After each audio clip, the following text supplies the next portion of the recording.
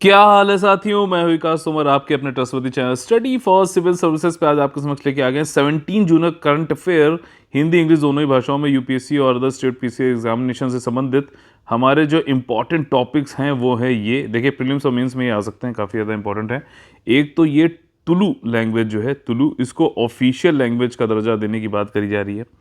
क्या है सारा माजरा देखते हैं। और ये हाई कोर्ट जो है, दिल्ली हाई कोर्ट ने कहा है कि मिसयूज़ करना बंद करो unlawful activities prevention act UAPA का। ठीक, नाटो का सबमिट हुआ, इसी से संबंधित आज मैंने क्वेश्चन पहले बता दे रहा हूँ क्योंकि कठिन क्वेश्चन है, इसलिए जो है पहले बता दे रहा हूँ। इसको नाटो का सबमिट हुआ, इसमें क्या बोला गया है, क्या चीज़ें हैं, ध्यान रखिएगा, इसको ध्यान से पढ़िए बहुत। और केरला की सिल्वर लाइन प्रोजेक्ट, ठीक, ये एक रेलवे का प्रोजेक्ट है। और आप लोग को बता दें, देखिए, अगर आप लोग को हमारा यूपीएससी वाला टेलीग्राम चैनल ज्वाइन करना है तो आप लोग टेलीग्राम डाउनलोड कर लो, उस पर जाओ और वहाँ जाके सर्च का ऑप्शन आता है, उसमें लिखो ओनली करंट अफेयर। ठीक, ये चीज़ लिखोगे बिना जो है स्पेस दिए हुए, तो आपको मिल जाएगा, जिसको ज्वाइन कर लीजिए। और इंस्टाग्राम का देखिए studies for civil dot services, इसको ज्वाइन कर लीजिएगा, ये हमारा टेलीग्राम का चैनल है यूपीएससी वाला। ठीक, और ये हमारा जो है मेन चैनल है स्टडी फॉर सिविल सर्विसेज का। ठीक है, और आप लोग बता दें यूपीएससी का और ईपीएफओ का हमारा जो है कंप्लीट पेड ग्रुप, और सिर्फ टेस्ट सीरीज का भी पेड ग्रुप चल रहा है। अगर आप लोग को ज्वाइन करना है तो 8564880530 9696066089 पे आप लोग कॉल कर सकते हैं। ठीक, तो देखिए आज जो इम्पोर्टेंट डे है हमारा, काफ़ी ज़्यादा, देखो इन्वायरमेंट से संबंधित जितने भी डेज होते हैं ना, बहुत इंपॉर्टेंट होते हैं, उनको अच्छे से याद कर लीजिए। जैसे आज है विश्व मरुस्थलीकरण और सूखा रोकथाम दिवस, world day to combat desertification and drought. इससे संबंधित एक कौन सी हम लोग ने वो करी थी, रेड प्लस। ठीक है ना, याद आ रहा है कि नहीं आ रहा है, इसको जरूर पढ़ लेना। देखो पहला आज का जो टॉपिक है काफ़ी इंपॉर्टेंट है, तुलु का इतिहास। तुलु एक लैंग्वेज है और राजभाषा के दर्जे की मांग। ठीक है, ऑफिशियल लैंग्वेज में इसको लाने की बात करी जा रही है। देखिए कंटेक्स्ट ये है कि कई सारे संगठनों ने ट्विटर पे कैंपेन चलाई आजकल, 2.5 लाख लोगों ने जो है इसको सपोर्ट किया। कैंपेन क्या थी कि कर्नाटका, देखिए कर्नाटका और केरला, कर्नाटका के 2 डिस्ट्रिक्ट हैं और केरला का एक डिस्ट्रिक्ट है कसारगोड। ठीक, यहाँ पे तुलु लैंग्वेज बोली जाती है, वहाँ पिक्चर्स भी बनती हैं तुलु की। लोग, बच्चों ने जो है 10th के एग्ज़ाम में तुलु को 3rd ऑप्शनल सब्जेक्ट की तरह भी काफ़ी बच्चों ने किया है। ठीक, इसमें मतलब पेपर भी लिख रहे हैं। ठीक, आपका कर्नाटका, ये दोनों कोस्टल एरियाज़ में है, तटीय क्षेत्र में है। और यहाँ पे अब क्या है कि ये लोग कह रहे हैं ऑफिशियल लैंग्वेज में इसको डाला जाए।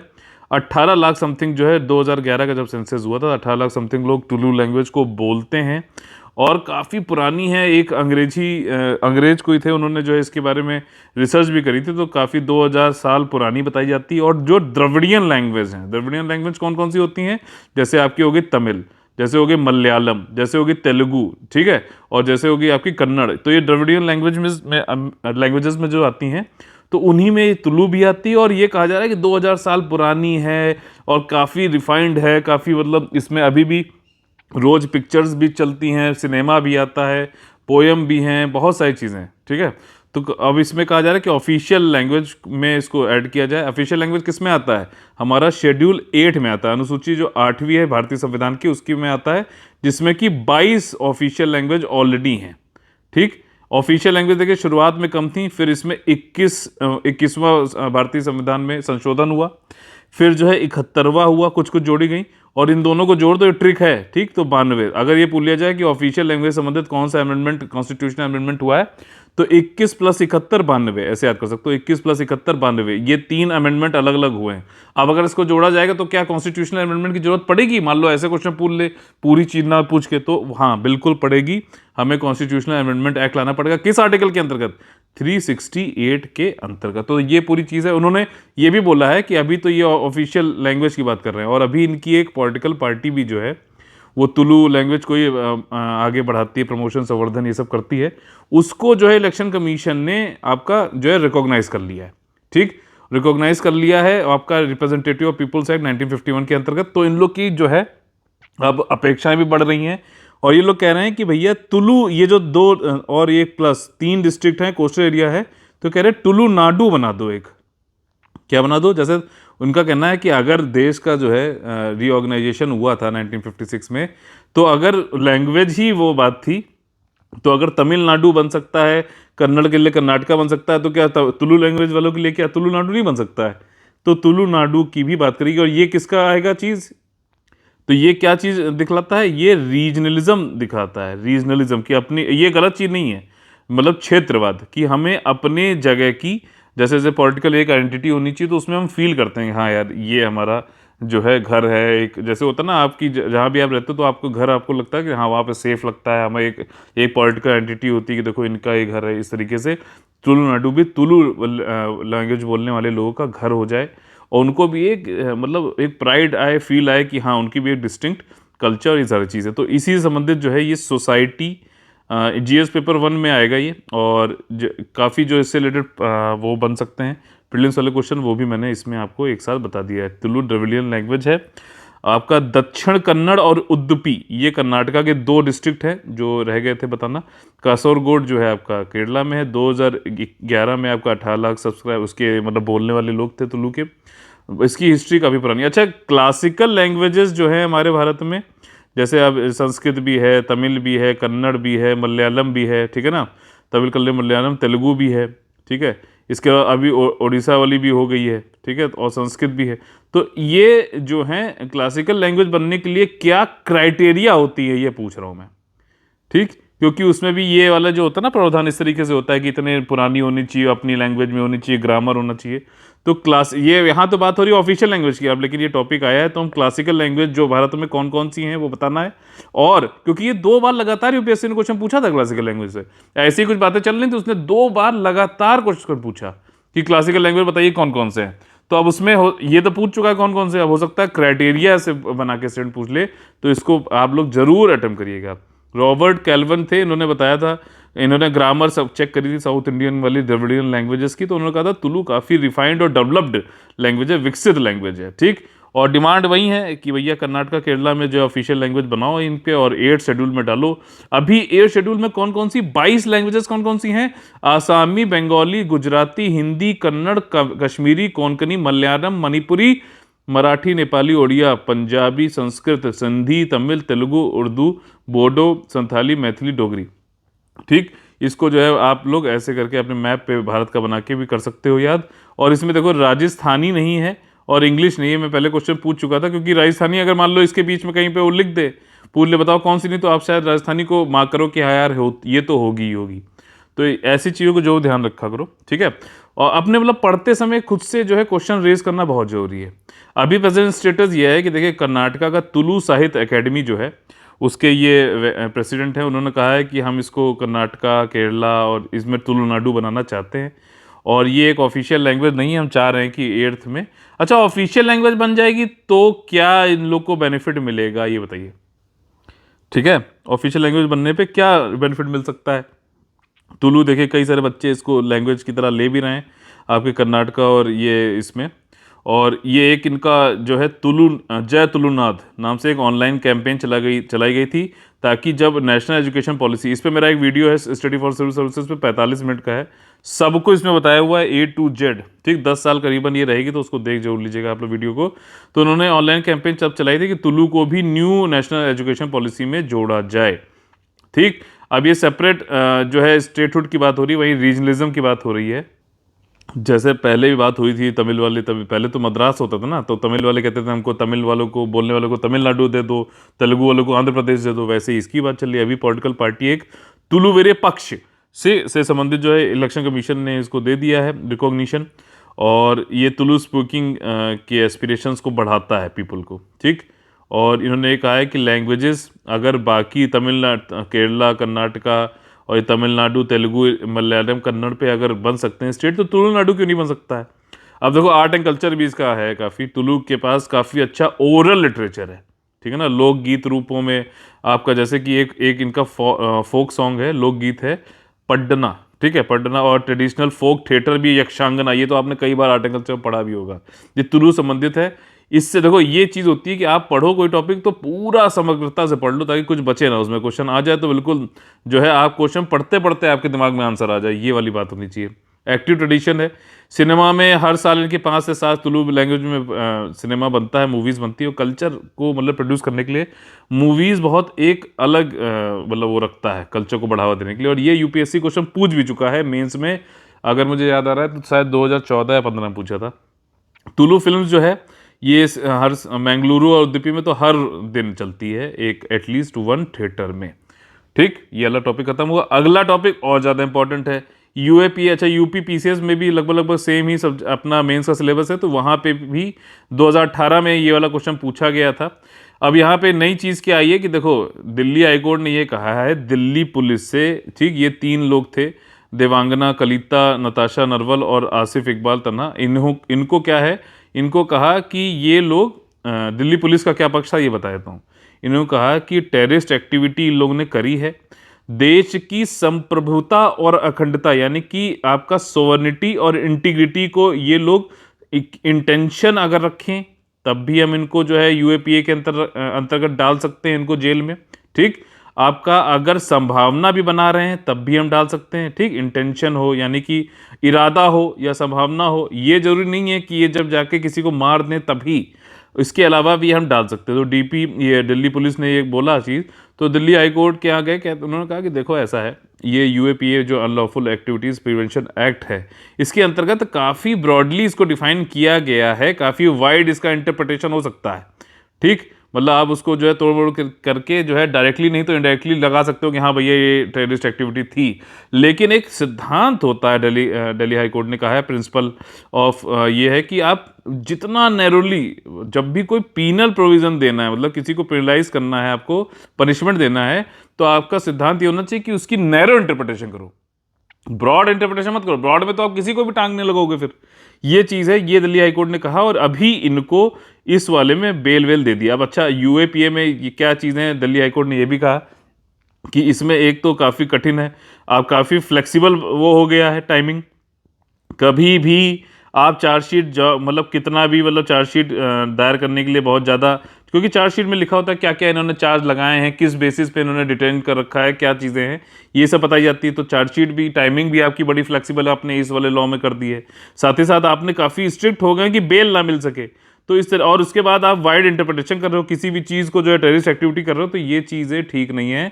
हमें सिद्धांत लगाना चाहिए नैरो इंटरप्रिटेशन जब भी कोई पीनल जो है कोई लॉ आप लगा रहे हो किसी के ऊपर। तो ये सारा पूरा खेल था यहाँ पर।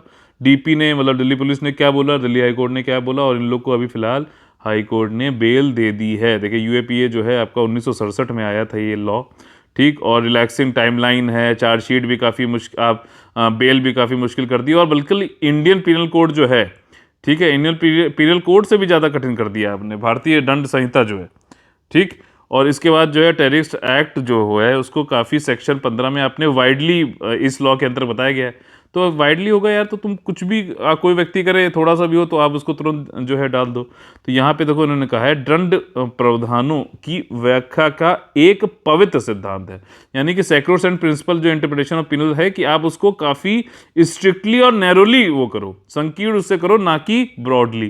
ठीक, ये बहुत ही ज़रूरी है कि जो पर्सन है जिसको अगर मान लीजिए लॉ में अगर उसको वो है भी नहीं, उस क्राइम में सम्मिलित भी नहीं था, लेकिन आपने ब्रॉड इंटरप्रिटेशन किया और उसको भी डाल दिया, तो ऐसा मत करो। दिल्ली पुलिस ने कहा देखो ऐसा है हाई कोर्ट महोदया, हम लोग ये आर्ग्यू करते हैं, इन्होंने क्या बोला कि यूएपीए तब लगाते हैं जब इंटेंशन हो, या तो इरादा हो देश की अखंडता और जो है एकता को करने का, मतलब भंग करने का, या फिर संभावना हो, तब भी हम कर सकते हैं। उन्होंने इस तरीके से इंटरप्रेट किया है, किसने, दिल्ली पुलिस ने। लेकिन दिल्ली हाईकोर्ट ने कहा नहीं, ज़्यादा इंटरप्रेट मत करो, वो काम हमारा है, ठीक है, तुम अपना जो है बिल्कुल ज़्यादा वो नहीं करते हुए। ये बात देखो, अब इसमें क्या डिलेमा आता है, यहीं से केस स्टडी बनेगी जीएस पेपर 4 पे। डिलेमा क्या है कि यहाँ पे नेशनल सिक्योरिटी देखें कि जो है वो इंटरप्रिटेशन देखें कि कितना नैरो करना है, ये सारी चीज़ें ना। तो आपसे यही पूछ लेगा, बताइए इस सिचुएशन में आप क्या करोगे कि आला जजमेंट आया है और आप दिल्ली पुलिस में एक जो है इंस्पेक्टर हो, आपके सामने ऐसी चीज़ आ रही, कोई ऐसी हो रही, तो क्या इसको लेना चाहिए? तो आपको लॉ और ये वाला जैसे जजमेंट है तो इसको भी आप बता सकते हो, और कोई भी जजमेंट तो वो भी बता सकते हो, अपने जो है जो भी स्टैंड लोगे उसको जस्टिफाई करने के लिए, ठीक है। और उन्होंने ये कहा है कि इंटेंशन जो है स्ट्राइक, टेरर, लाइक्लीहुड भी कर सकते हैं, कोई जरूरी नहीं है कि फायर आर्म का यूज हो, अगर इरादा है, संभावना है, तब भी हम जो है यूएपीए लगा सकते हैं, ऐसा दिल्ली पुलिस बोल रही थी। डैमेज की कोई जरूरी नहीं है कि डेथ ही हो सकता है जो प्रॉपर्टी संपत्ति उसको डैमेज किया जा रहा हो, पर्सन के पर्सनल लॉस कुछ किया जा रहा हो, तब भी हम यूएपीए लगा सकते हैं। दिल्ली पुलिस ने ऐसा बोला है। देखिए यूएपीए 1967 में आया था और टाडा और पोटा को जिसने सब्ज्यूम करके वो सब उनको खत्म कर दिया गया था 1995 और 2004 में जो आए थे टाडा और पोटा को। अब फिर यूएपीए रह गया। यूएपीए में भी जो है 2019 में कुछ संशोधन किए गए। अच्छा, इसमें क्या है, ये इंडियन लॉ है जिसमें अनलॉफुल एक्टिविटी, ज़्यादातर जो टेररिस्ट वाली जो एक्टिविटीज़ होती है उनको जो है रोकने के लिए ये लॉ लाया गया था।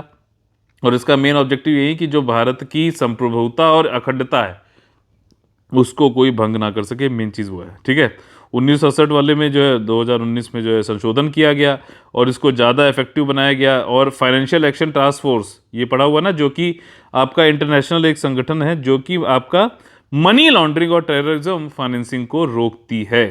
ठीक, तो उसके लिए भी इन्होंने अनुकूल बना लिया। अब देखो, मैंने आप लोगों को पहले बताया है, किसी भी कन्वेंशन को अगर आपको रेटिफाई करना है, ठीक, तो आपके लिए आपका कानून जो नेशनल कोई लॉ है वो कम से कम उसको रेटिफाई, उस वाले कन्वेंशन की मांगों को मानता होगा, तभी आप रेटिफाई कर पाओगे। ऐसा नहीं कि जो कन्वेंशन है आपने कहा रेटिफाई करने के लिए तैयार, उसने कहा ठीक है कर लो, ऐसा नहीं होता। वो देखेगा कि आपके यहाँ कुछ लॉ है और लॉ को जो है इंप्लीमेंट और इन्फोर्स आप करा रहे हो, तभी रेटिफाई करने भी देगा।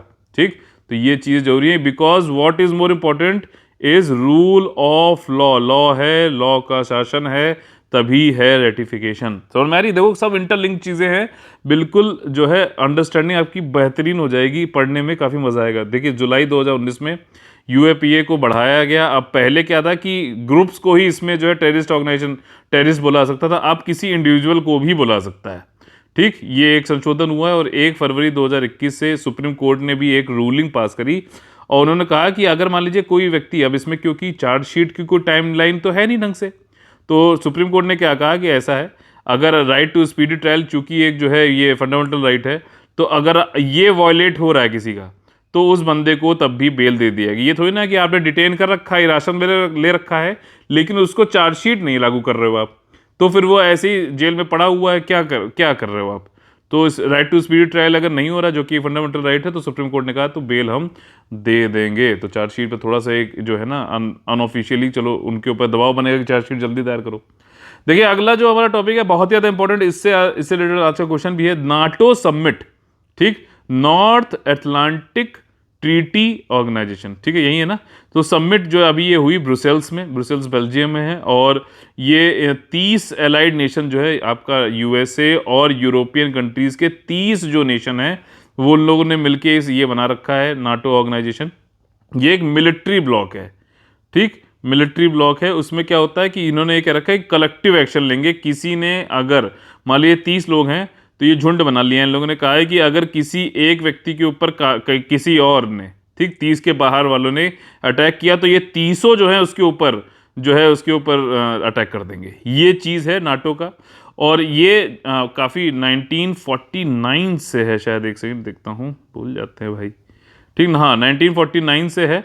और इसमें पहले तो 12 ही लोग थे, लेकिन धीरे धीरे बढ़ते आ रहे हैं। कोल्ड वॉर जो था, पहले मैंने आप लोग बताया 2 ब्लॉक थे, यूएसए जो कि कैपिटलिस्ट डेमोक्रेसी इन सब की बात करता था, पूंजीवाद और लोकतंत्र की, और दूसरी तरफ था यूएसएसआर, ठीक, जिसका वॉर्सॉ पैक्ट था, उसने भी अपने कई लोग को जोड़ रखा था, जो है इसी तरह की मिलिट्री ब्लॉक बना रखा था। वो किसको करता था? साम्यवादी को, यानी कि कम्युनिज्म को, ठीक, बढ़ावा देता था कि स्टेट सब कुछ करेगा। तो ये दोनों आमने सामने डायरेक्टली तो नहीं लड़ते थे, लेकिन प्रॉक्सी किसी के थ्रू लड़ते थे। मान लीजिए कोई तीसरा कंट्री है, वहां पे ये इसको मदद कर रहा है, ये इसको मदद कर रहा है, लड़ाई चल रही है, ठीक, तो डायरेक्टली कभी नहीं लड़ते थे। तो ये इसको इसलिए कोल्ड वॉर बोला गया, शीत युद्ध बोला गया। तो अब लेकिन फिर 1993-92 में जो है इसका विघटन हो गया, यूएसएसआर का डिसइंटीग्रेशन हो गया, तो अब रशिया बचा, बाकी जो इसके कई सारे स्टेट्स थे वो अलग अलग हो गए।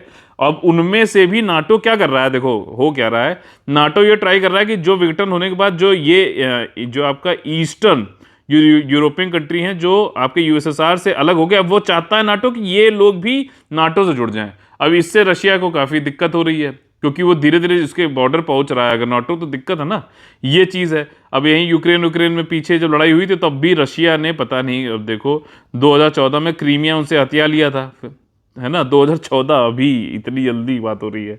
तो ये वाली चीज़ है, यूक्रेन को सपोर्ट कर रहा था। यूक्रेन बोल रहा था कि रशिया वाले जो है वहाँ की कुछ स्पीकिंग है, रशियन पीपल यूक्रेन में, वो रशिया को सपोर्ट करते हैं। तो ये सारी जो है गुत्थम गुत्थी चल रही है। तो अभी क्या हो रहा है, अब जो है सिचुएशन बदल गई है। जब विक्टन हो गया तो यूएसए दुनिया का दादा बन गया। अब धीरे धीरे चाइना उठ रहा है, और इस बात को नाटो ने पहली बार अपनी समिट में जो है मान भी लिया है। किस तरीके से माना है, अब चलते हैं आगे। ठीक, नाटो लीडर ने कहा है कि हम कलेक्टिव डिफेंस करेंगे। ठीक, एक जो है सामूहिक रक्षा बढ़ाएंगे against all threats from all direction, सभी खतरों के खिलाफ सभी दिशाओं से। आप लोग भी एक प्रण ले लो कि हम लोग सभी सब्जेक्टों में बहुत ही अच्छे नंबर लाएंगे। ठीक, सभी सब्जेक्टों में, किसी एक सब्जेक्ट को मास्टर करके नहीं बैठेंगे, हम लोग अबव एवरेज तैयारी करेंगे सारे ही सब्जेक्ट में। ठीक है, और नाटो ने ये कहा है कि क्लाइमेट रिलेटेड कोई सिक्योरिटी सुरक्षा से चैलेंज है तो उसको निपटेंगे। रशिया से कहा, ये क्या क्या हुआ है समिट में ये बता रहा हूँ। रशिया से कहा है कि भैया तुम जो ये अनफ्रेंडली कंट्रीज वाली जो तुमने एक पद्धति दे रखी है चेक रिपब्लिक और यूनाइटेड स्टेट्स को, ये आप पद्धति छोड़ दीजिए, इसको हटा दीजिए। और साथ ही साथ नाटो ने ये कहा कि काबुल में जो हवाई अड्डा है हम उसमें फंड्स देंगे। ठीक, ये बात हो गई। इसके बाद जो है इन्होंने ये भी कहा है कि रशिया जो अपनी न्यूक्लियर आर्सनल बढ़ाता जा रहा है, जो परमाणु हथियार है उसको बढ़ाता जा रहा है, यूएसए भी कर रहा है। ठीक, तो उस पे भी उसको भी हमको जवाब देंगे। और साथ ही साथ ईरान से कहा है कि बैलिस्टिक मिसाइल की जो तुम वो कर रहे हो गतिविधियां, ईरान न्यूक्लियर डील तो वो हो गई है ट्रंपू के बाद। ठीक, जो आपका ईरान न्यूक्लियर डील हुई थी जिसमें ये कहा गया था, ईरान भी मान गया था। ठीक, P5+ जर्मनी था, ठीक है, परमानेंट मेंबर्स ऑफ यूएनएससी। तो लोग ने कहा था, ईरान भी मान गया था ठीक है हम न्यूक्लियर ज़्यादा वो नहीं करेंगे, लेकिन उसके बाद फिर ट्रंप ने यूएसए की तरफ से कहा नहीं नहीं ये कर रहा है, और परमाणु को उसने रोका नहीं है इसराइल के दबाव में, क्योंकि इसराइल कहता है कि ईरान परमाणु हथियार बना रहा है हमारे ऊपर फेंकने के लिए। तो ये सारे चक्कर में उसने हट गया और फिर प्रतिबंध लगा दिया ईरान ने। तो ईरान ने भी कहा यार तुम्हारी ऐसी की तैसी, देखो ऐसा है, हम तो अब करेंगे, हम सक्षम है तो करेंगे, हमने पहले समझौता किया और तुमने समझौता करने के बाद हमारे पीठ में छुरा हुआ का। इनके एक सुलेमानी करके थे, उनको मार भी दिया, जो कि न्यूक्लियर के इनके पूरे हेड थे। ठीक है ना, तो ये सारी चीज़ें। तो अब इन्होंने ये नाटो में ये कह रहे हैं कि ईरान से कि आप बैलिस्टिक मिसाइल, देखो क्या होता है, न्यूक्लियर तो बम होता है, अब उसको पहुंचाने के लिए चाहिए रॉकेट। रॉकेट कौन सा, बैलिस्टिक वाला देखो ऐसे जाता है और ऐसे गिरता है, पैराबोलिक। तो इससे क्या होता है, राडार जो है इसको डिटेक्ट नहीं कर पाता है, और फिर जब नीचे आता तब तक बहुत देर हो चुकी होती है, राडार के ऊपर गिर जाता है ये। तो ये वाली चीज़ है। और बाकी अच्छा, क्रूज मिसाइल क्या चलता है, अगर ये सरफेस है तो उसके पैरेलल ही चलेगा, बैलिस्टिक मिसाइल ऐसे आएगी। ठीक, ये दोनों में डिफरेंस होता है। पूरी कहानी समझो ना, ईरान न्यूक्लियर डील देखो 1 मिनट के अंदर समझाया पूरी चीज़ को, आप लोग और अच्छे से पढ़ सकते हो। बस मेन आपका जो है बेसिक अगर क्लियर हो गया तो फैक्ट्स तो आप बुन सकते हो आसानी से। ठीक, इन्हें फर्स्ट फॉर द ये देखिए वेस्टर्न मिलिट्री अलायंस। अब यहां पे इन्होंने एक बात बोली है कि चाइना जो है एक सिस्टमिक चैलेंज बन के उभरा है, प्रणालीगत चुनौती पेश कर रहा है 30 नेशंस के पैक्ट को, यानी नाटो को। ठीक, नाटो को, ये चीज़ एक बहुत बड़ी मतलब ये बात है। अब ये एक तरीके से देखा जा रहा है कि हो सकता है कि नाटो और वर्सेस चाइना हो जाए, और ये एक नया जो है शीत युद्ध की तरफ जो है बढ़ने वाली बात है। तभी के लिए देख रहे हो ना, क्वाड बना रहा है। ठीक, देखो यूएसए, देखो क्या हो रहा है, यूएसए डायरेक्टली चाइना के ऊपर नहीं जा रहा है। ठीक, उनको रेयर अर्थ मेटल चीज कल हम लोग ने पढ़ा था। तो अब ये क्या कर रहा है, क्वाड बना रहा है, इंडो पैसिफिक स्ट्रेटजी। ऐसे ही धीरे धीरे ये जो है बढ़ता रहता है और वर्ल्ड वॉर हो जाता है। ठीक, हालांकि ये कोल्ड वॉर की बात मुझे ऐसी लग रही है कि वर्ल्ड वॉर हुआ तो बड़ा दिक्कत हो जाएगा। जैसे कि अल्बर्ट आइंस्टीन ने से एक बार पूछा गया कि sir what do you think about the world war 3, तो उन्होंने कहा I don't know about the world war 3 but I definitely know about the world war 4, कि ये जो है आपका ईंटों और पत्थरों से लड़ा जाएगा, क्योंकि सब कुछ नष्ट हो जाएगा ये वर्ल्ड वॉर 3 में। ठीक, और कई जगह ये भी बोला जाता है वर्ल्ड वॉर 3 जो है वो पानी के लिए लड़ा जाएगा। तो ये सारी चीज़ें हैं, आप लोग ऐसे में भी यूज़ कर सकते हैं। नाटो एक संगठन है, अंतर सरकारी मिलिट्री अलायंस है, ध्यान रखना मिलिट्री अलायंस है। 30 यूरोपियन कंट्री और नॉर्थ अमेरिकन कंट्रीज़ का ये आपका 4 अप्रैल 1949 को जो है फोर्स में आया था। ये कलेक्टिव डिफेंस करता है, सामूहिक सुरक्षा। किसी भी इंडिपेंडेंट मेंबर जो है उसके ऊपर कोई अटैक करता है बाहर से तो उसके ऊपर ये सारे टूट पड़ते हैं एक साथ। नाटो का जो हेडक्वार्टर है वो हरेन ब्रुसेल्स ब्राजील में है, लेकिन जो हेडक्वार्टर एलाइड कमांड ऑपरेशन का है वो मॉन्स बेल्जियम में है। और इस जब से ये फाउंड हुआ, पहले तो 12 कंट्री थे, धीरे धीरे 30 करते और धीरे धीरे यूएसएसआर और उनके आसपास की जो पहले वाली कंट्रीज थी उनको अपने में सम्मिलित करने की कोशिश कर रहा है नाटो, जिससे कि काफ़ी तिलमिलाए हुए हैं रशिया, चाइना, ये सारे सारे। नाटो मेंबरशिप सभी के लिए ओपन है, यूरोपियन, और ये बस ये है कि ट्रीटी की बातों को मानो और नॉर्थ अटलांटिक एरिया में सुरक्षा को बढ़ाओ। ठीक, काफ़ी मैंने इसको विस्तार से इसलिए बताया कि अब इसमें मैं कई बार बता भी चुका था, लेकिन आज से मैंने इससे क्वेश्चन पूछा था, तो क्वेश्चन थोड़ा टफ है, तो आप लोग को जो है अंडरस्टैंडिंग तो होनी चाहिए। ठीक, तो एक तरीके से मॉडल आंसर तो मैंने पहले ही अब दे दिया है, इसको अच्छे से प्लीज आप लोग को लिखने की जिम्मेदारी, लिखना जरूर मत छोड़ो। कोई बता रहा नहीं बता रहा, आप अपना देखो, दूसरा रिव्यू करो, दूसरे का आंसर पढ़ो, अपना इंट्रोस्पेक्शन खुद भी करो, लिखो जरूर आंसर। ठीक, गाड़ी में 5 गियर हैं, सबको पता है, लेकिन जो चलाएगा वो सीखेगा। ठीक, वहीं जो है आगे जीतेगा। देखो केरला की सिल्वर लाइन परियोजना कुछ नहीं है, केरला आपको पता है कि इस तरीके से है, तो यहाँ से आपका जो है कसारगोड से थिरुवनंतपुरम जो इसकी वो है कैपिटल है केरला की, इन दोनों की ये नॉर्थ साउथ ऐसे चलेगी। 11 इसमें स्टेशन होंगे। सेमी हाई स्पीड रेल है ये। ठीक, हाई स्पीड रेल है, सेमी हाई स्पीड रेल, और इसमें अभी जो है 11 घंटे लगते हैं नॉर्थ से साउथ किसी भी एक तरफ जाने में। अब जब ये हो जाएगा तो 200 किलोमीटर प्रति घंटे की स्पीड से दौड़ेगी, तो करीबन 4 घंटे से कम समय लगेगा, चाहे आप नॉर्थ से साउथ चले जाओ और या फिर साउथ से नॉर्थ चले जाओ किसी भी तरीके से। और ये किया क्यों जा रहा है, नीड क्यों है भैया, इतने ज़्यादा वो बढ़ रही है अभी काफ़ी। देखो आपका वेस्टर्न घाट और इन सब की वजह से काफ़ी घुमावदार है, एक्सीडेंट भी होते रहते हैं, काफ़ी टाइम भी लगता है, फ्यूचर में और ज़्यादा ट्रैफिक बढ़ने वाला है, इतना ज़्यादा समय लगेगा, तो ये पूरे जो है स्टेट की अर्थव्यवस्था को भी रोकता है।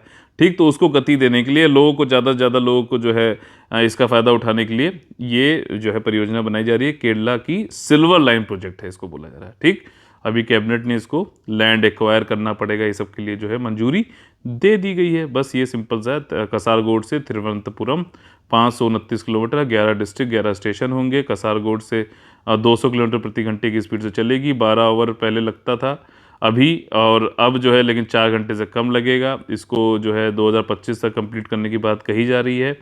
और ये केरला गवर्नमेंट और यूनियन मिनिस्ट्री ऑफ रेलवे जो है दोनों का जॉइंट वेंचर के थ्रू हो रहा है सिल्वर लाइन प्रोजेक्ट। अगर वहाँ पे बोलते कि सोली केरला का है तो नहीं, इसमें यूनियन जो है रेलवेज भी अपना सहयोग प्रदान कर रहे हैं। और नीड क्यों है, वही अर्बन पॉलिसी है, अभी डिमांड जो है पूरी नहीं कर पा रहे हैं। 45 किलोमीटर प्रति घंटे की स्पीड एवरेज औसत स्पीड है, जिसपे जो है काफ़ी कर्व्स और बेंड्स हैं, तो उसकी वजह से होता है। तो आगे जाके कैसे इसको कर पाएंगे, एक्सीडेंट और ये सब भी कम करने हैं, तो इसके लिए ये वाली चीज़ लाई जा रही है। और इसको जो है के रेल जो है आपका कर्नाटका रेलवे वाला, इसको ये कह रहा है कि ईएमयू की तरह चलाएंगे, इलेक्ट्रॉनिक मल्टीपल यूनिट। और 12 वैसे तो 9 इसमें रहेंगी कार, लेकिन 12 तक जोड़ सकते हैं। 675 9 उसमें तक लोग बैठ सकते हैं। 220 किलोमीटर प्रति घंटे की मैक्सिमम स्पीड हो सकती है। 11 स्टेशन है, 2 टर्मिनल हैं, अंडरग्राउंड एलिवेटेड सारे सारे होंगे। आज का जो हमारा क्वेश्चन है इसका आंसर मैं पहले ही दे चुका हूँ, लिखना बस आपको है। अब आज आप लोगों को क्या करना है, अच्छे से प्रेजेंट करना है। क्वेश्चन नंबर 32 है, UPSC daily mains GS answer writing free practice है, ओनली यूपीएससी लिख के आप टेलीग्राम पे आकर सर्च करोगे तो जो है बिना स्पेस दिए तो आप लोग को मिल जाएगा ये आसानी से। ठीक, और ये आज का क्वेश्चन है कि question number 32, what do you understand by cold war, शीत युद्ध से आप क्या समझते हैं। क्या चीन, ध्यान सुनना, क्या चीन समकालीन समय में नया सोवियत संघ है, विश्लेषण कीजिए। इज चाइना, देखिए, is China the new USSR in contemporary times. ठीक, अगर मैं ना बताता तो थोड़ा सा टफ हो सकता था, लेकिन अब तो लिख लोगे ना आंसर। ठीक, देखिए हमारा ये जो सेक्शन है इसको बोलते हैं हम लोग कॉमन एक आईएसपी से, इसमें हम लोग प्रीलिम्स के क्वेश्चन को कैसे करना है उसको समझते हैं। देखिए वर्ल्ड गिविंग इंडेक्स, ठीक, वर्ल्ड विश्व देना इंडेक्स करके क्या है, सूचकांक है ये। तो देखिए इससे रिलेटेड कौन सा ट्रू है ये पूछा गया। ये एनुअल रिपोर्ट होती है, कौन पब्लिश करता है, चैरिटीज एड फाउंडेशन पब्लिश करता है। ठीक, अगला क्या स्टेटमेंट सही है गलत बताना है। दूसरा ये कि ये वर्ल्ड की लार्जेस्ट सर्वे है कि कौन धर्मार्थ प्रयासों के लिए यानी कि चैरिटेबल एंडेवर करता है पूरी दुनिया में, ये भी सही है कि गलत है बताइए। और इसके अनुसार ये बताया गया है कि जो है इस 2021 वाले सूचकांक में बताया गया है भारत दुनिया में 20वां सबसे ज़्यादा चैरिटेबल कंट्री है। बहुत अच्छी बात है धर्मार्थ। तो इसमें देखिए जो है तीसरा वाला जो स्टेटमेंट है वो थोड़ा सा गलत है, और अच्छी बात है कि 20वां नहीं बल्कि 14वां सबसे मोस्ट चैरिटेबल कंट्री पूरी दुनिया में। पिछले साल देखा जाए तो 82वां, तो मतलब काफ़ी कम रैंकिंग थी 128 में, इस साल 14वें नंबर पे आया है, जो कि एक जो कि एक बहुत ही अच्छी बात है। देखिए इसी के साथ में हम लोग आज सेशन खत्म होता है। अगर आप लोग को पसंद आया है तो प्लीज़ लाइक का बटन तोड़िए और शेयर एंड सब्सक्राइब करके लोगों को जोड़िए इस मिशन में, जिसमें हम लोग मैक्सिमम यूपीएससी में सिलेक्शन लाने की कोशिश कर रहे हैं। देखिए आज का क्वेश्चन आप लोग जरूर लिखना है, और साथ ही साथ मैं आप लोग बता दूं यूपीएससी और ईपीएफओ का हमारे कंप्लीट पेड ग्रुप चल रहे हैं। अगर आप लोग वन स्टॉप डेस्टिनेशन चाहिए, कुछ भी कहीं और से नहीं, बस इसको कर लीजिए, आपका आराम से हो जाएगा। या फिर सिर्फ टेस्ट सीरीज का भी आप लोग पेड को ज्वाइन कर सकते हैं। ज़्यादा जानकारी के लिए 8564880530 9696066089 पे आप लोग कॉल कर सकते हैं। चलिए कल फिर से आप लोग से मुलाकात होगी सुबह 6 बजे। तब तक के लिए आप लोगों से मिलते हैं। अलविदा, जय हिंद, जय Bharat, all the very best है, वंदे मातरम।